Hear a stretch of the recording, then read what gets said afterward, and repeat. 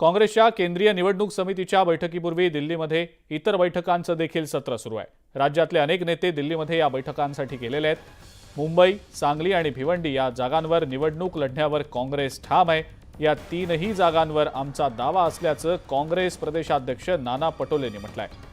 मल्लिकार्जुन खरगे यांच्या घरी झालेल्या बैठकीमध्ये चर्चा झालेली आहे। या बैठकीला विजय वडेट्टीवार, नाना पटोले, बाळासाहेब थोरात, सतेज पाटील, वर्षा गायकवाड उपस्थित होते। तर राऊतांच्या सर्टिफिकेटची गरज नाही असं म्हणत नाना पटोलेंनी राऊतांना देखील टोला लगावलाय।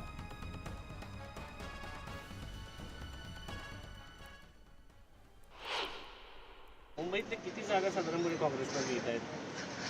आम्हाला 3 पाहिजे होत्या, पण आम्ही 2 जागेतच आम्ही समाधानी आहे। आम्हाला कुठल्याही गोष्टीला, कारण की आम्हाला अलायन्स सोबत घेऊन जायचं आणि मेरिटच्या आधारावर निर्णय व्हावे ही भूमिका आमची आहे आणि त्याप्रमाणे आम्ही पुढे जातो। ज्या काही जागेवर चर्चा चाललेली आहे, ज्याच्यात विशेष करून सांगली, भिवंडी आणि मुंबईतील 2 जागेवर त्या जागेच्या बद्दलचं त्या ठिकाणी चर्चा आम्ही केलेली आहे।